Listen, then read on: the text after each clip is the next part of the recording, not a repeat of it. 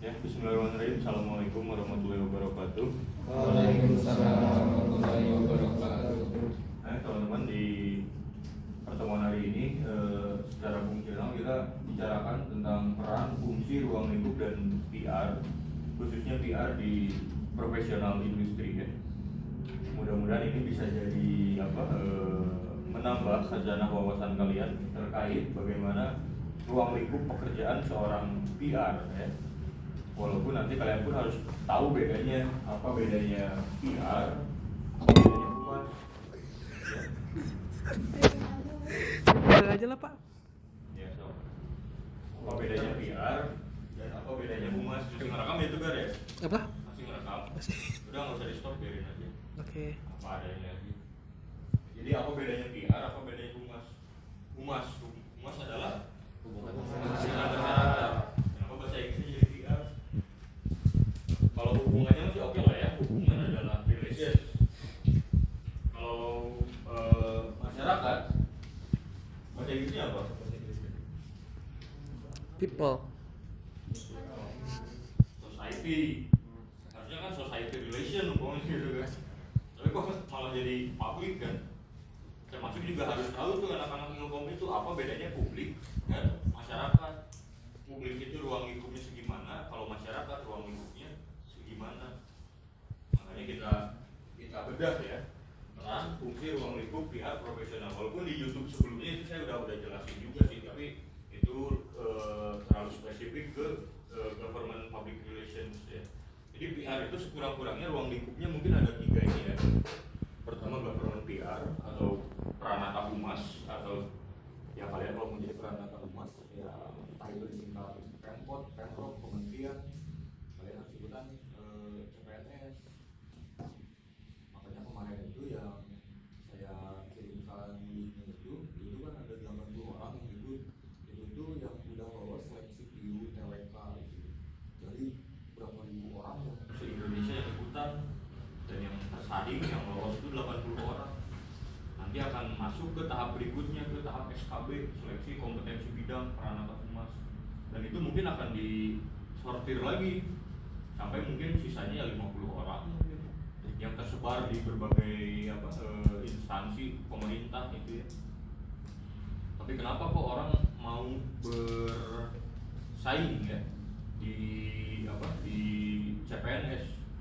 Ya, karena tadi kan banyak alasannya kan, entah itu stabilitasnya ataupun mungkin juga salah satunya mungkin kalau secara sederhananya mah ya tunjangan di hari tuanya, ada uang pensiun gitu kalau PNS gitu kan. Nah yang kedua itu ruang lingkupnya itu ada di korporasi ya atau perusahaan. Makanya kalau di negeri itu biasanya namanya atau istilahnya itu peranata humas. Tapi kalau di perusahaan, terutama perusahaan swasta gitu ya, kayak perhotelan, itu biasanya menggunakan istilah public relations PR. Walaupun tupoksi itu tugas pokok dan fungsinya ya sama gitu ya. Nah yang kalian fotokopi itu adalah jenjang tentang standar pemerintah Republik Indonesia tentang kepegawaian hubungan masyarakat ya. Nah itu bisa dibaca aja di rumah ya, nanti yang belum fotokopi aja ke temennya. Nah itu penting. Apalagi kalau kalian yang mau memilih nanti di PR-an ya. Jadi penting sekali itu untuk untuk memahami hal tersebut gitu ya. Di situ dijelaskan standar dari pemerintah untuk profesional peranata humas apa aja, job desk pekerjaan yang memang diampu ya atau mungkin dituntut skillnya dari seorang peranata humas itu gitu ya. Jadi sekarang kita kaitkan, jadi apa kebutuhan peranata humas dalam konteks peran, fungsi dan ruang lingkup ini secara profesional, dan apa kaitannya dengan mata kuliah kalian ya di kreatif thinking ini.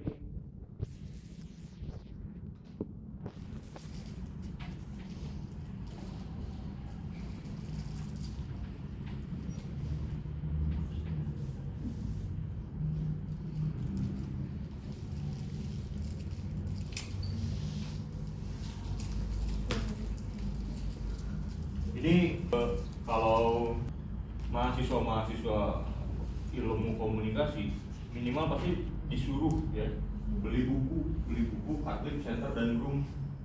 Ini salah satu tokoh-tokoh ke-PR-an juga. Nama bukunya adalah Effective Public Relations. Itu buku jadul sekali tapi sampai sekarang masih relevan. Dan ini pun kita akan melihat peran dan fungsi humas itu menurut pendapatnya Katlik, Center dan Groom. Kalian kan udah belajar teori komunikasi kan? Ya. Jadi ini kita lihat berdasarkan Katlik, Center dan Groom ya. Jadi kalau kemarin di GPR atau di Government Public Relations itu sifatnya terlalu mengarah ke pemerintah. Jadi kalau ini sekarang sifatnya kita ambil yang umum ya. Jadi gambaran umum gitu.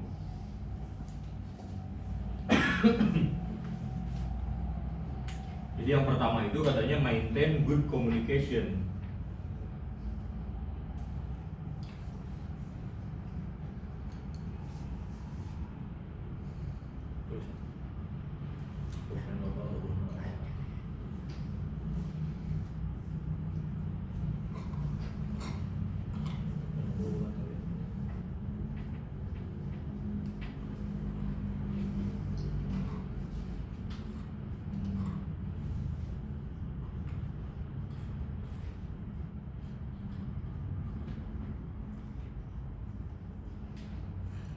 Yang kedua itu serve public interest, dan yang ketiga maintain good moral dan manner.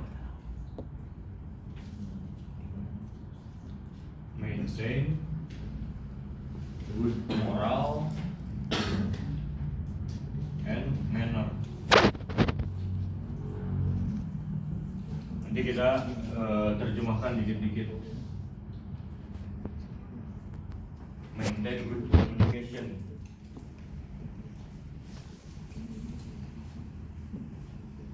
Terjemahannya apa sih? Maintain. Iya. Apa sih namanya? Perbaikan.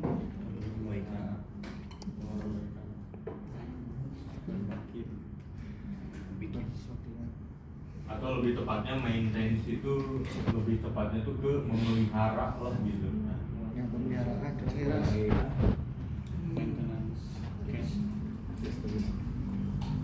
apa yang dipeliharanya? Komunikasi, hubungan ya. Jadi yang dipelihara itu adalah kata kuncinya ya.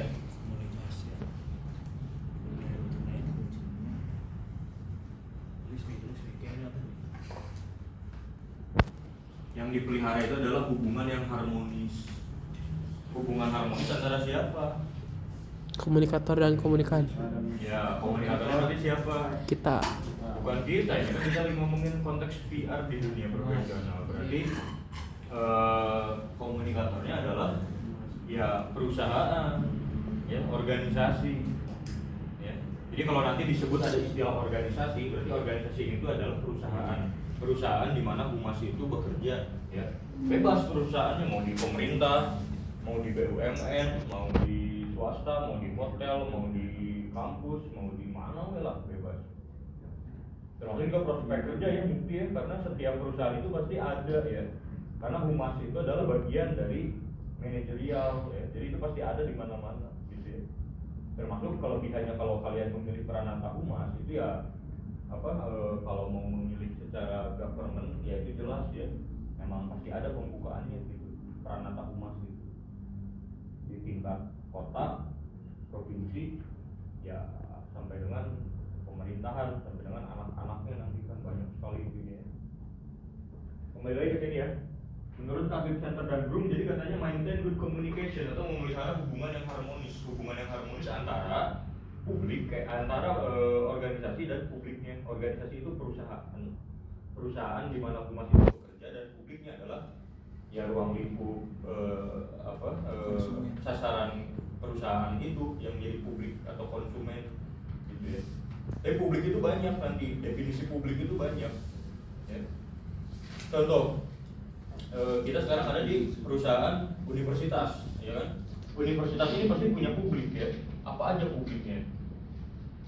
Publik itu ada publik internal, ada publik eksternal. Publik internal apa? Karyawan. Karyawan itu berarti apa? Dosen, TU, satpam, apalagi kantin. Ya gitulah ya. Kemudian selain karyawan, apalagi publik internalnya universitas, mahasiswa jelas.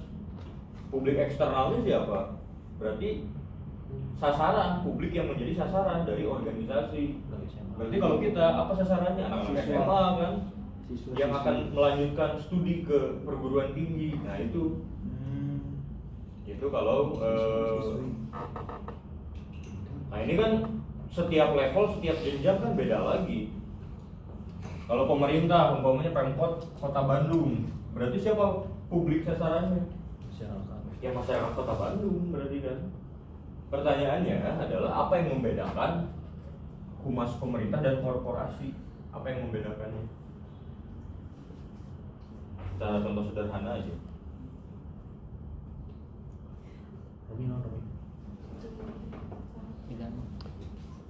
Secara perusahaan kan jelas beda kan? Ya. Ini perusahaan negeri, ini perusahaan swasta. Lalu produk humasnya apa yang berbeda?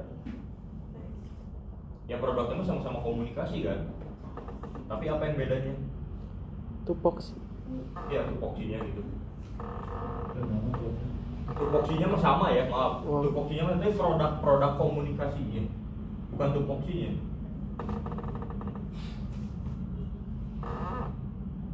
Nah ini repotnya ini, makanya nanti ketika ketemu di semester atas, ketika kita sudah mulai objektif dengan mata kuliah yang mengharuskan kita untuk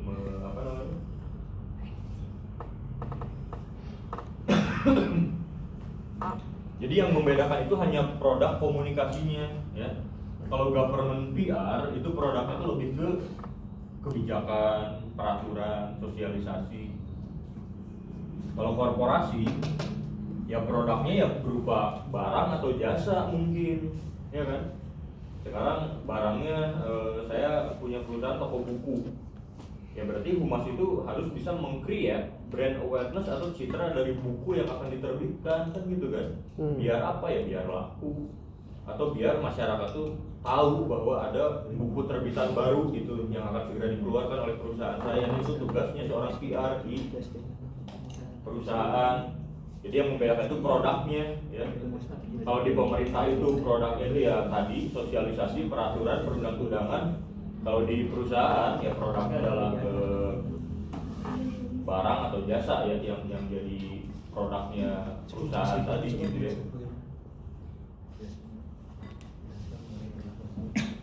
Oke, balik lagi ke sini ya. Jadi memelihara hubungan harmonis ya, nanti dicatatnya tambahannya antara organisasi dan publiknya. Organisasi itu sama dengan adalah perusahaan di mana humas-humas itu bekerja ya. Dan kemudian menciptakan komunikasi dua arah secara timbal balik ya. Biar menghemat papan tulis gini ya. Nah, ini artinya komunikasi dua arah ya. Atau ada timbal balik berarti panah ke kanan, panah ke kiri. Ini singkat aja kok. Jadi membangun hubungan timbal balik. Kalian juga sama kan di performance kelompok kemarin itu. Kalian kan pertama jelas harus memelihara hubungan yang harmonis ya antar sesama kelompok sebagai bagian dari organisasi kalian yang kecil itu ataupun publiknya, yaitu di luar kelompok kalian kan mensosialisasikan kan, saya mau bikin acara ini, tempatnya di sini, kalian harus bawa ini, gitu kan. Di situ kan harus ada memelihara hubungan. Di situ kalian melakukan proses hubungan dua arah tadi, komunikasi timbal balik ya. Yang dalam kaitannya adalah tentu dalam menyebarkan informasi.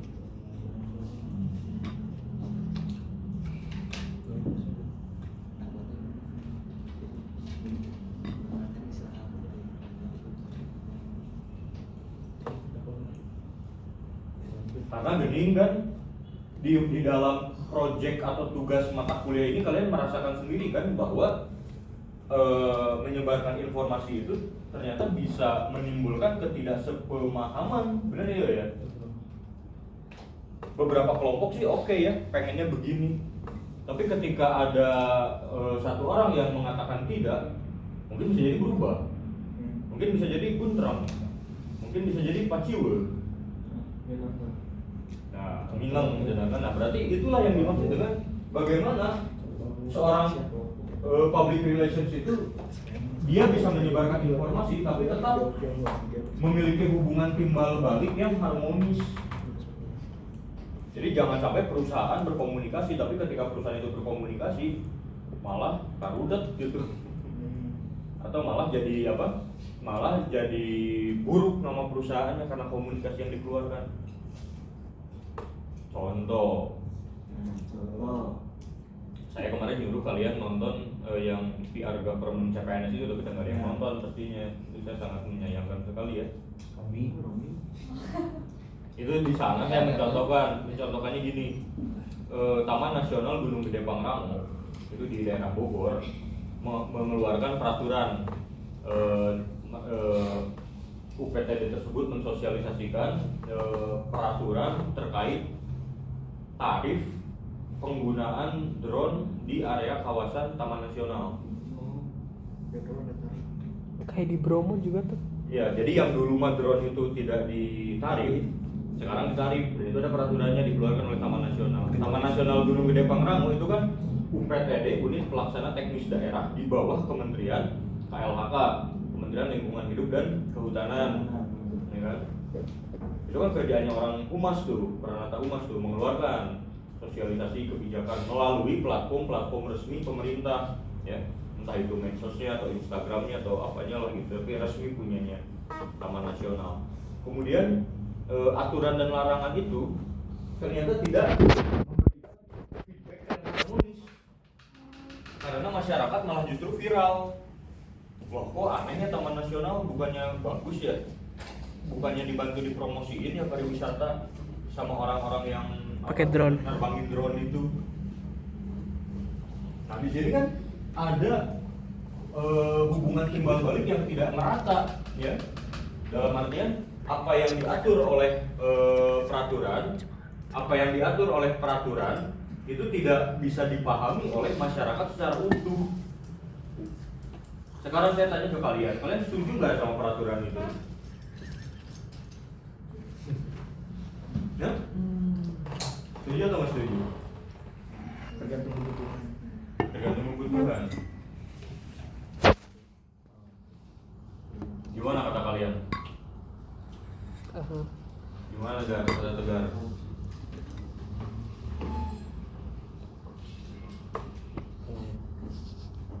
Enggak, ini setuju nggak gitu sama aturan kayak gitu? Setuju sih. Setuju. Gunawan ya setuju. Setuju karena kalau misalkan alasannya dari apa ya si mas yang biasanya pelanggan itu bisa ngepromosiin itu nggak ngejamin, karena banyak juga ya orang-orang yang bawa drone kayak gitu karena untuk kepentingan pribadi gitu. Tetap dapat fee juga kan kayaknya dari usahanya sendiri gitu. Jadi kenapa enggak gitu kalau misalnya emang dikasih persyaratan harus bayar lebih. Oke, itu boleh ya. Karena kalau digunakan secara komersil ya berhak dong pemerintah juga untuk menarik ya gitu kan. Tapi ada alasan yang lebih kompleks lagi. Makanya kenapa seorang Pranata Humas itu harus memahami konteks komunikasi secara keseluruhan. Karena ini berkaitan dengan yang namanya ekologi lingkungan, ya. Ekologi lingkungan atau yang disebut dengan keseimbangan, ya. Atau kalau dulu di SMA kalian belajar ini apa namanya rantai makanan, ya kan? Karena dalam konteks rantai makanan, umpamanya manusia punya sawah dimakan tikus dimakan ular dimakan elang diburu lagi sama manusia. Kan itu circle kan, melingkar gitu kan. Sekarang kalau diambil aja salah satunya, ya. Umpamanya si elangnya diganggu. Karena itu kan Taman Nasional kan kawasan burung-burung di sana kan terbang cari mangsa, ya, cari makan. Sementara yang dikhawatirkan ketika adanya lalu lalang drone tadi, si elang itu akan terganggu tuh. Kalau elang terganggu, otomatis bisa kabur ke tempat yang lain, gitu kan? Maka keseimbangan lingkungan di Taman Nasional itu akan terganggu karena elang-elang itu sudah diganggu rumahnya oleh lalu lalang drone-drone tadi. Pada akhirnya apa? Ketika elangnya hilang, otomatis si ular bakal bertambah karena nggak ada yang makan ular, gitu kan? Nggak ada yang makan ular, otomatis tikus ya pasti bertambah. Tikus itu kan hama. Kalau tikus makin bertambah, nggak ada yang ngeberantas, pasti sawah ya gagal panen. Karena sawahnya ya dimakan tikus. Kalau gagal panen, manusia pada akhirnya yang kena getahnya. Karena apa? Sawahnya ya gagal panen, manusia ya krisis pangan pada akhirnya, gitu loh. Jadi memahami hal seperti itu, maka pada akhirnya itulah yang membuat Taman Nasional mengeluarkan peraturan, ya. Sehingga kalau ditarik kayak gitu mah meureun orang teh rada mikir nerbangkeun drone teh ya boleh-boleh aja gitu. Tapi rada mikir, atau enggak semua bebas menerbangkan begitu aja gitu kan. Agar apa? Agar tetap terjadi keseimbangan, harmonisasi alam gitu. Tapi kan ini pendidikan atau edukasi yang tidak dimiliki oleh masyarakat kita, sehingga pada akhirnya masyarakat kan jadi viralnya itu kan malah ya tadi kan punya citra buruk bagi perusahaan. Nah ini kan tugas-tugas kalian sebagai peranata humas untuk memberikan, ya, timbal balik atau bagaimana menciptakan hubungan yang harmonis tadi. Atau kayak kalian di proyek mata kuliah ini, itu kan kalian harus berkomunikasi kan. Nah bagaimana agar komunikasi kalian itu diterima? Itu kan susah-susah gampang kelihatannya.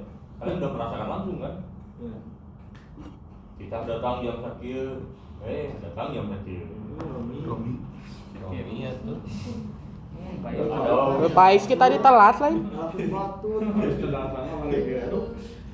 Ya atau apa namanya? Ya awalnya rencananya begini, tiba-tiba rubah jadi begitu, gitu kan. Dan tengah jalannya ada gitu kan buntreng atau apa, itu kan berarti hal-hal kecil aja seperti itu, apalagi di hal besar nanti gitu loh. Itu kan konteksnya lebih ini lagi nanti ya.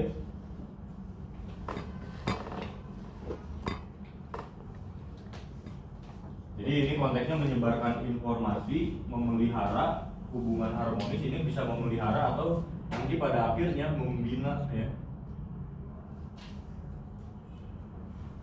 Membina hubungan yang harmonis. Tentunya ada yang dijaga kan? Apa yang dijaganya? Nah ini yang dijaganya itu adalah pertama menjaga pengertian serta penerimaan.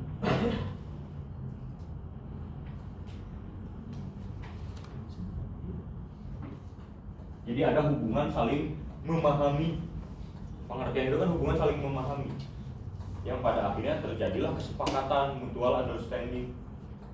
Itu kan tujuan dari komunikasi pada akhirnya, mencapai kesepakatan bersama. Kalian mau ngadain acara di sana, villa sana, ya kan? Mau ngadain acara di villa. Nah, bagaimana tuh cara mengkomunikasikannya agar terjadi sama-sama pengertian dan adanya sama-sama penerimaan? Itu tugas kalian tuh sebagai calon-calon peranata humas. Bagaimana kalian bisa berkomunikasi sebaik mungkin, ya? Karena itu akan jadi bekal kalian untuk di dunia profesional itu, gitu. Karena ada yang namanya membina hubungan internal, itu kan berhubungan internal berarti kan skopnya baru berapa orang, itu 20 kan, 30 kan. Gimana kalau membina hubungan satu kota umpamanya kan, masyarakat gitu kan, gitu ya.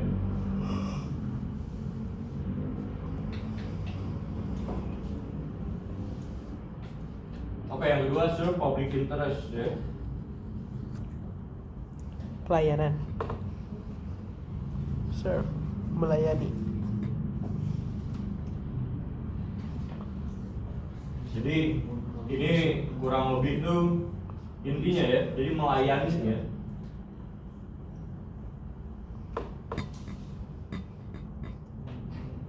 yang dilayani? Siapa yang dilayani? Ya tentu adalah publik. Ya. Public pihak. Kemudian Public ML.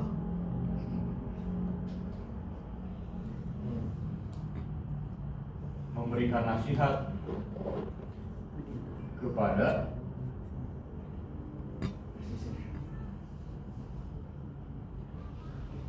pimpinan perusahaan.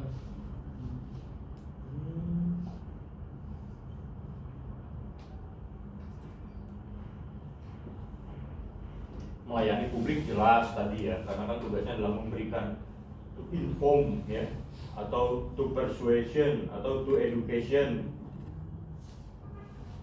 Tapi coba deh memberikan nasihat kepada pimpinan perusahaan. Nah itu yang sama seperti yang Rio lakukan kemarin di kemarin kan kelompoknya Rio tuh Zoom meeting sama saya kan. Ya, berarti di kelas ini kan saya sebagai pimpinan perusahaannya gitu lah, taruh gitu ya. Itu kan dikomunikasikan kan berarti sama Rio kan, karena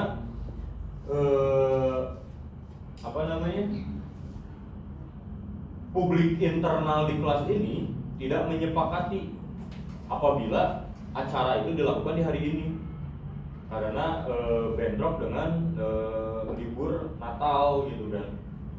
Iya, aku mau Natal. Natal dan Tahun Baru, sehingga diundur saja minggu depan. Dan juga selain bentrok dengan Natal, juga bentrok dengan beberapa tugas lah dari dosen yang lain yang masih harus kalian kerjakan gitu kan. Karena proyek di mata kuliah ini kan butuh waktu ya, sehingga pada akhirnya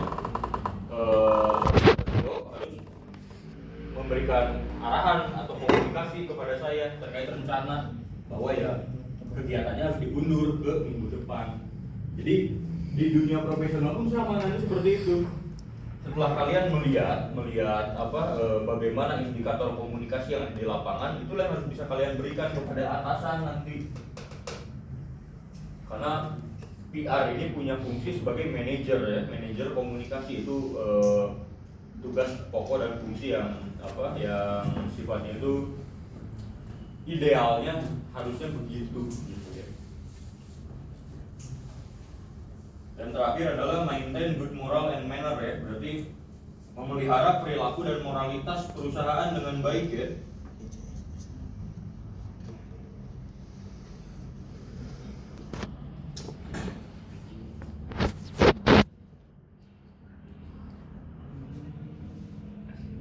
Kata kuncinya adalah perilaku harus tetap selaras untuk mendukung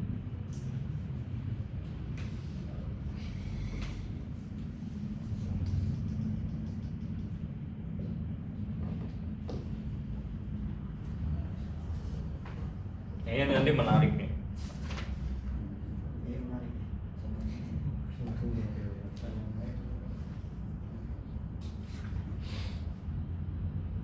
Ini Pak, untuk buku efektif public residence siapa yang buat? Ini Katwib Center dan Brum cuma diterjemahkan ke bahasa Indonesia. Itu biasanya standarnya anak-anak komunikasi itu harus punya buku-buku yang itu caranya di Palasari, mudah-mudahan masih ada sih mudah-mudahan. Ini buku zaman dulu banget ini.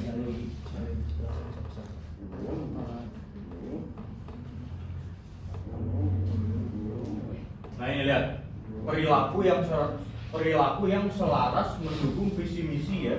Visi misi apa? Tentu visi misi perusahaan. Karena apa? Karena setiap individu adalah PR bagi organisasinya. Jadi jangan dianggap bahwa PR itu hanyalah kalian yang punya jabatan PR, nggak begitu. Umpamanya di sini kalian adalah PR-nya universitas, gitu ya. Tapi apa hanya kalian aja yang memang punya tugas pokok dan fungsi untuk menjaga citra, memelihara nama baik perusahaan? Tentu tidak. Maka di sini disebutkan bahwa setiap individu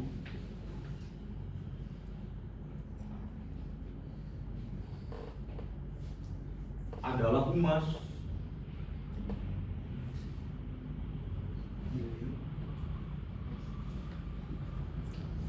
Sekarang sekarang kalau hanya di kelas ini aja humasnya, lalu tiba-tiba pas satpam melakukan tindakan-tindakan yang ceroboh umpamanya gitu ya, bukannya tetap aja kan tercoreng nama atau citra atau reputasi dari perusahaan. Iya. Biar bagaimanapun satpam, OB dan lain sebagainya itu merupakan tetap menjadi bagian dari humasnya perusahaan, sehingga humas itu punya apa namanya, punya kepentingan untuk berkomunikasi dengan individu di internal dan individu di eksternal. Makanya nanti ada mata kuliahnya khusus di semester 6 kalau di sini. Jadi ada hubungan internal, ada hubungan eksternal. Jadi bagaimana membina hubungan baik dengan internal dan eksternal. Karena tadi setiap individu itu adalah PR bagi perusahaan atau organisasinya. Karena kalau satu orang berbuat buruk ya semuanya kena gitu. Dampaknya. Di sini kan ada, di universitas ini tentu ada tim humasnya ada, ya.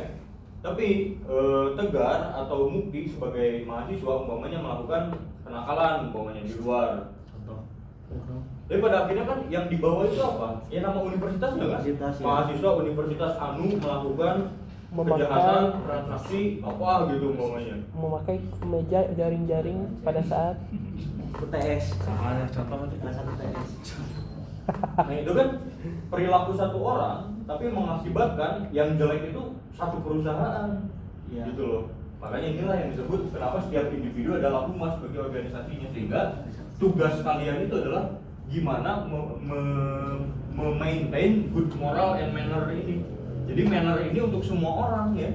Jadi bukan untuk humasnya, tapi untuk semua publik yang menjadi sasaran, ya. Entah itu internal ataupun eksternal, tapi khususnya ya tentu internal ya.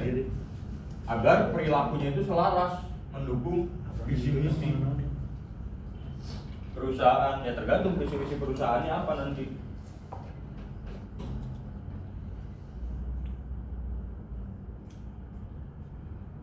Contoh visi misi Indonesia apa nanti 2045?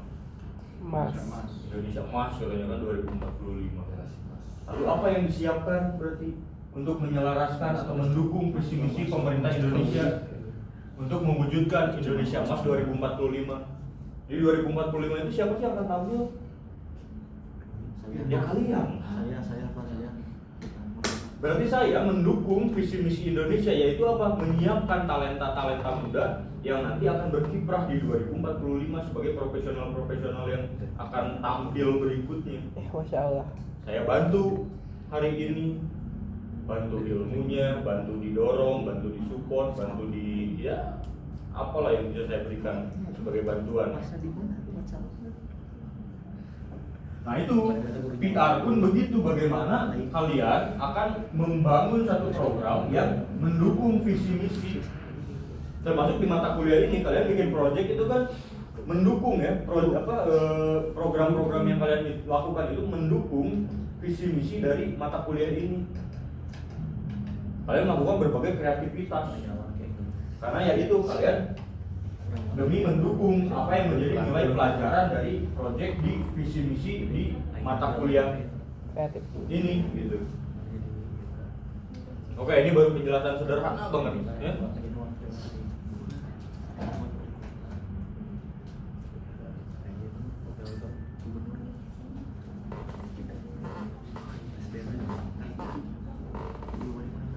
Yang selanjutnya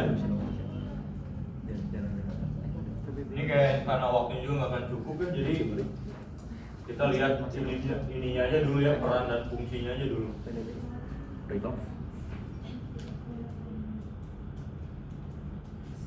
Tapi mudah-mudahan saya cukup-cukupin sih ya. Insya Allah cukup Pak. Nah sekarang ini adalah peran umum ya. Sekarang peran manajerial, silakan dicatat sendiri. Ini guru nih. Bercatat nih.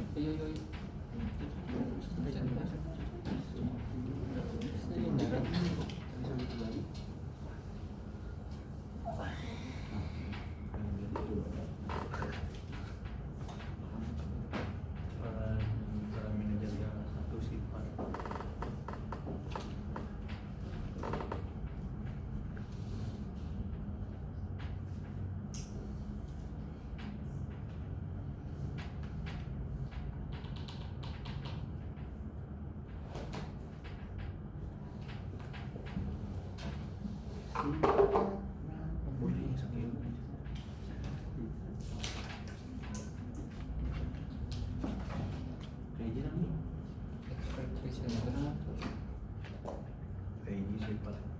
Kayak gimana?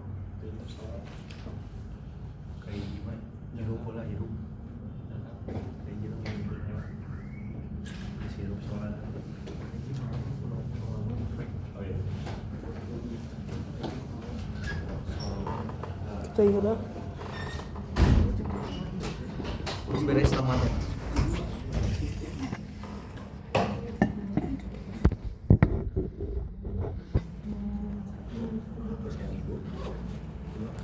Masih gini.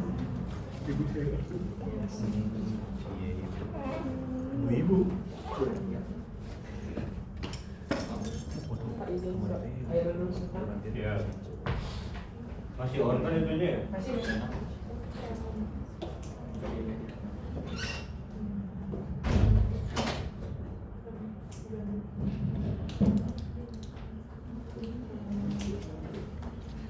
Oke, yang pertama peran humas sebagai peran manajerial ya.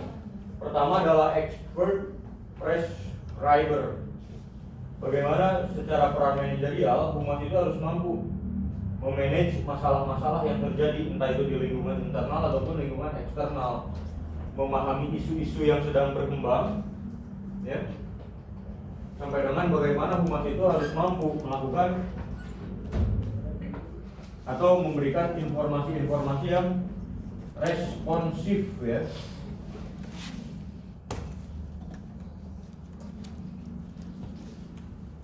Sama kayak di mata kuliah ini juga kan sama ya. Dengan proyek yang kalian buat itu kalian memanage masalah tadi kan. Iya, Pak. Memanage masalah mulai dari koordinasi antar kelompok untuk persiapan apa yang harus ditampilkan di penampil besok itu. Mulai dari beli alat-alatnya kan, mungkin kemarin kan ada alat-alat yang harus kalian beli kan. Ini belinya di sini, yang ini belinya di situ. Kamu bagian beli ini, kamu bagian beli itu. Nanti saya yang bagian ngekonsep ini, kamu bagian yang ngekonsep itu. Nah, itu kan masalah yang kalian manage kan.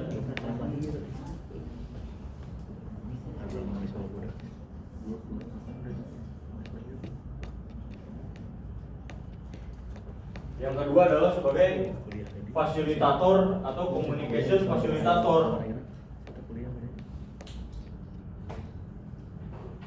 Ini definisi-definisi umum dulu ya.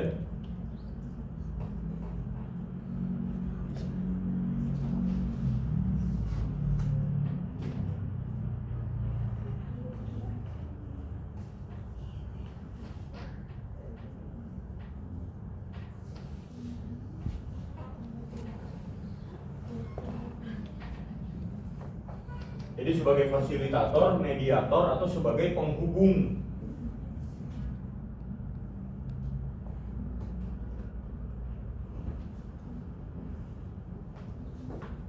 antara kepentingan kalian atau kepentingan organisasi dan publiknya.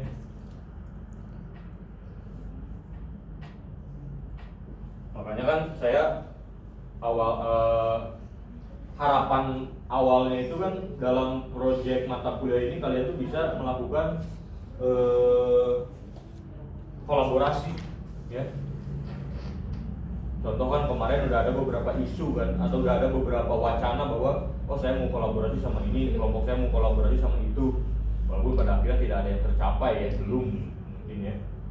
Tapi kenapa saya bilang kalau kalian mampu berkolaborasi ya mungkin nilai kalian akan bagus ya, akan ada penilaian khusus dan lebih ya, karena tadi belajar menjadi fasilitator, belajar menjadi penghubung kepentingan organisasi. Kepentingannya apa ya, kalian lah kan punya proyek kan, yaitu kepentingan kalian kan untuk menuntaskan proyek sebagai tugas di mata kuliah. Nah, untuk mendukung kepentingan tadi, bagaimana kalian itu bisa menjadi seorang penghubung, menjadi seorang fasilitator. Inilah tugas-tugas manajerial di perusahaan seperti itu, menjadi penghubung.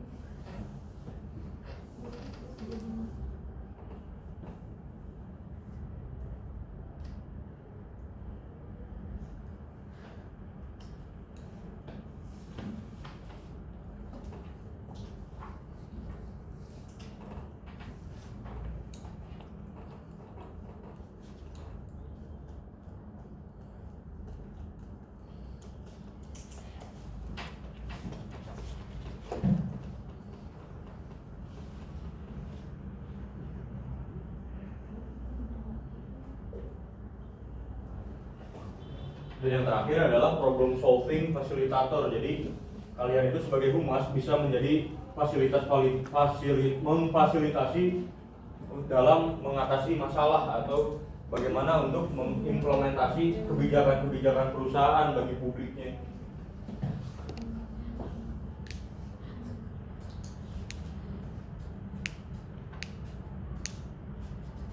Ya kalian juga rasain sendiri kan di mata kuliah hari ini dengan proyek-proyek yang kalian lakukan itu tentu ada masalah-masalah yang timbul, yang tumbuh kan.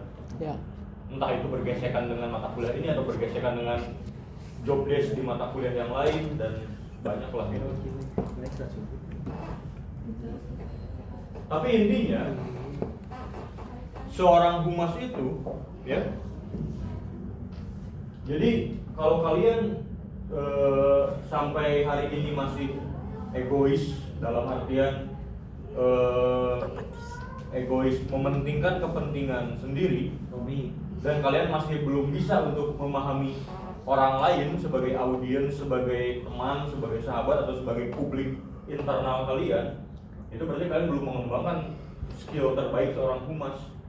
Karena humas itu bukan dimengerti tapi mengerti. Bukan ingin dipahami tapi memahami. Jadi bukan ingin tapi nah itu tuh kata kuncinya dulu. Menghakimi. Nah di itu tuh di ini ya. Dihakimi atau menghakimi? Menghakimi.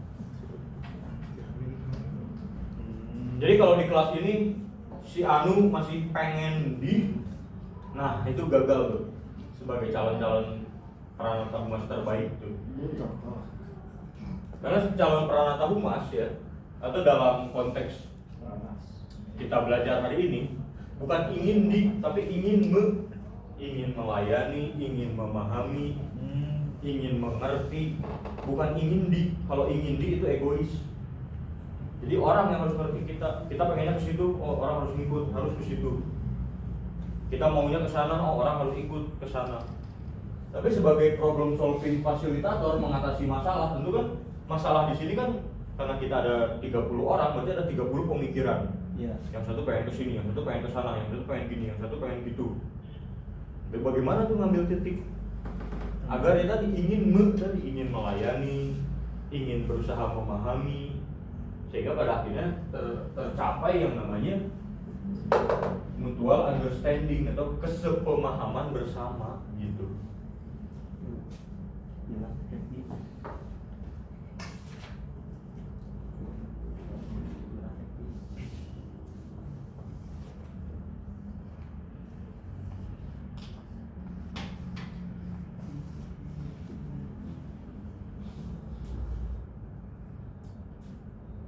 Dan terakhir sebelum kita tutup, ini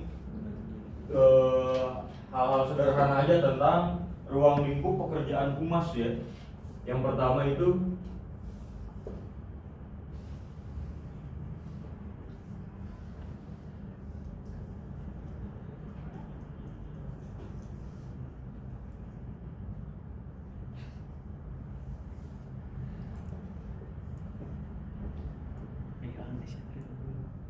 udah habis ini spidolnya.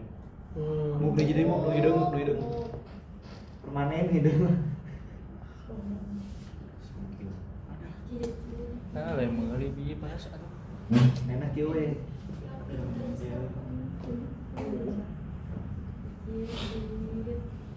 Even news, community, publication, publicity, communication, involvement,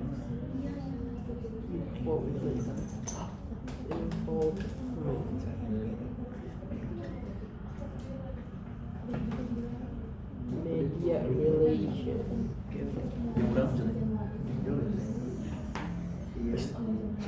Kades. Ketika itu sorak itu si manjangan cara Indonesia itu dulu pakai bisa ada sorangan sih guys.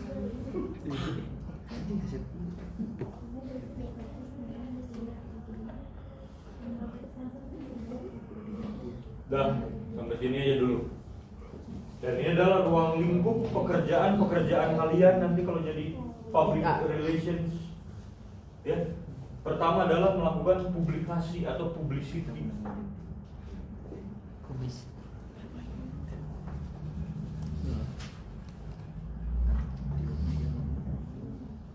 Apa sih publikasi atau publicity? Yaitu mengenalkan organisasi beserta aktivitasnya kepada publik.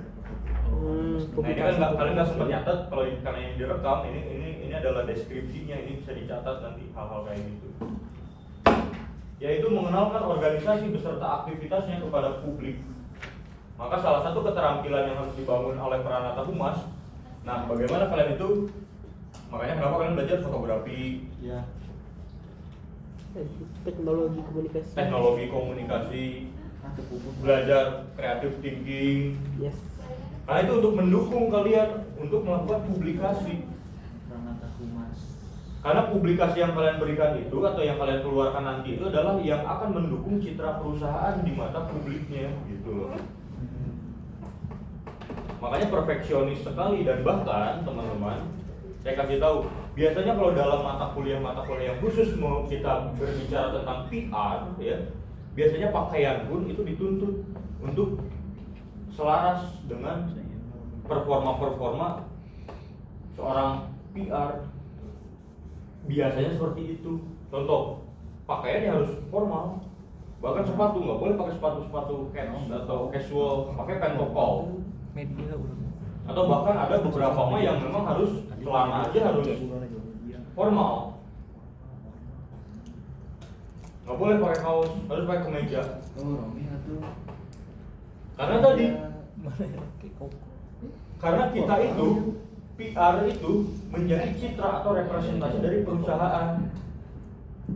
Sekarang kalau PR pakai celananya robek-robek umpamanya, maka di mata publik perusahaan apa kira-kira yang diwakili oleh si orang yang pakai celana robek kayak gitu? ya. Tentu kan mengurangi kredibilitas kan. Makanya di kampus-kampus itu anak-anak Vkom, khususnya anak-anak PR itu pasti terkenal. Terkenal itu apa? Pasti gara raya, nararesis. Karena memang itu tuntutannya. Itu adalah tuntutan, ya. Tuntutannya memang begitu salah satunya. Karena ya kita adalah citra atau representasi dari perusahaan yang kita wakili. Makanya bagus tuh, Mukti, kalau setiap event dari project yang udah dilakukan di kelas ini, kalian lakukan publikasi di AONECOM itu. Bagus tuh. Tapi bikin sebagus mungkin sebagai apa? Sebagai bekal-bekal kalian menjadi Pranata Humas di perusahaan nanti. Memberitakan apa sih yang sudah dilakukan, apa maksud dari program yang dilaksanakan, apa hasil dari tujuan yang diharapkan. Itu tuh harus dipublikasikan, ya. Sebagai bagian dari membangun reputasi perusahaan atau reputasi kelompok lah kalau di kelas ini mungkin, ya.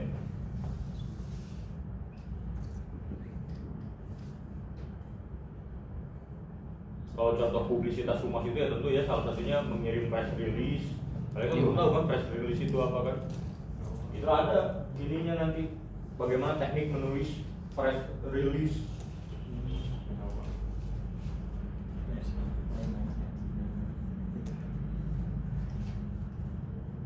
Kemudian event ya atau kegiatan. Mengorganisasikan event atau kegiatan sebagai upaya membentuk citra positif. Jadi humas itu harus menyelenggarakan kegiatan yang menarik perhatian dari media. Ya sebagai bagian tadi. Nah, maka kenapa di mata kuliah ini kalian ditugaskan untuk membangun berbagai event? Ya karena tadi, karena memang di dunia kerja pun ya tugasnya begitu. Tapi apa? Kalau di dunia kerja membuat event itu untuk mendapatkan perhatian dari apa? Dari media massa. Biar apa? Biar diberitain. Kalau udah diberitain, pada akhirnya apa? Kita punya yang namanya quality of engagement, gitu. Jadi citra perusahaan yang kita wakili atau citra produk yang kita wakili itu punya representasi yang sangat baik di masyarakat, gitu.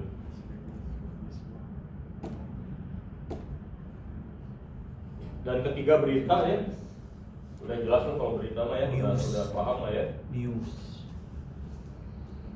Nah, ini nih, community involvement.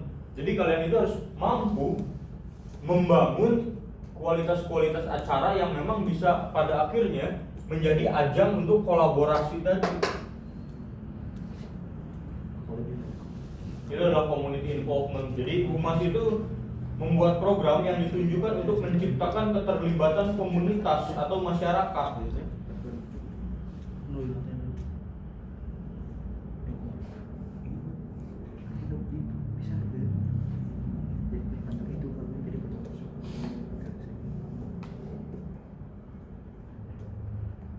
Makanya saya pun kemarin di forum Government Public Relations itu mencontohkan salah satunya program Dinas Ketahanan Pangan dan Pertanian DKPP. Itu membangun program urban farming demi mendukung ketahanan pangan di Indonesia. Nah, itu kan salah satu program yang ditujukan agar masyarakat itu mau melakukan urban farming demi mengatasi persoalan di masa depan, yaitu terkait ketahanan pangan salah satunya. Ini kan butuh ya, bagaimana masyarakat itu mau ikut bergerak, ikut terlibat dalam proses ya tadi gitu, urban farming tadi gitu.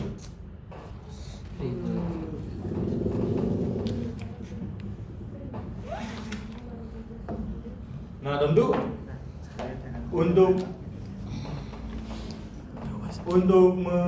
apa namanya? Selain mensosialisasikan, tentu untuk mensukseskan hal-hal semacam itu kan butuh ya, masyarakat itu diajak, masyarakat itu mau berpartisipasi aktif, ya kan? Kalau kalian sih mungkin hari ini mendengarnya saja mungkin apalah gitu kan, belum terlalu interest kan. Padahal kenapa pemerintah mengeluarkan program seperti itu? Berarti kan ada hal yang penting di masa depan itu gitu. Sehingga hari ini harus digituin ibaratnya malah gitu. Contoh, kenapa saya rekam sih? Berarti kan ada sesuatu yang penting gitu loh di masa depan yang memang harus dipersiapkan. Lalu bagaimana tuh agar kalian tertarik, agar kalian, karena biasanya baru ngeh itu ya kayak kalau udah butuh baru ngeh lagi, oh iya ternyata aku butuh. Contoh ketika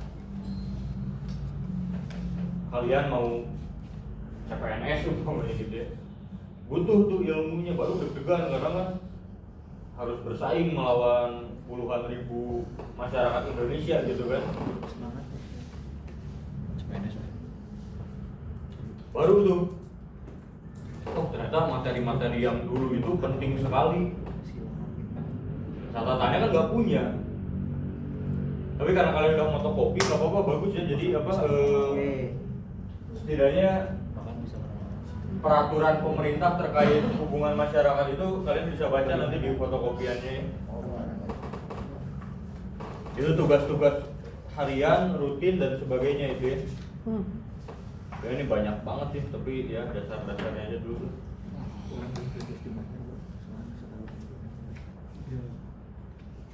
Tapi intinya teman-teman, hari ini hikmah yang harus bisa kalian dapatkan adalah kalau kalian nggak bisa ingat ini semua nggak apa-apa, tapi kalian ingat aja ya, menjadi seorang Pranata Humas itu berarti adalah melayani ya. Jadi bukan ingin tapi ingin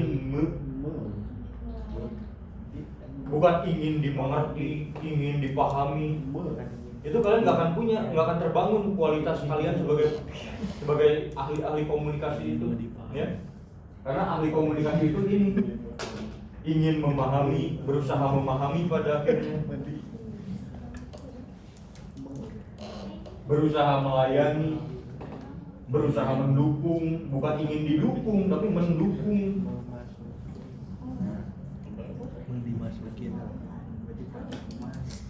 Bahasa nama sederhana ya teh, tapi di aplikasi game ada lumayan hese mu. Katingalin mah gampang ya, ingin gitu unggul kan. Tapi praktek nama susah. Tapi praktek nama kadang kita nyari hati gitu teh. Nah, ini nama ingin didengar orang tega mau. Biasanya cewek tuh yang cuma ingin dimengerti. Bukan mengerti. Kemari ilmunya mengerti. Ya, ya mas, silakan, itu bagian dari proses pembelajaran kalian. Ya. Oh, proses Wow. ya. Proses komunikasi. Udah mungkin segitu ya, kita tutup dulu rekamannya, udah di stop aja.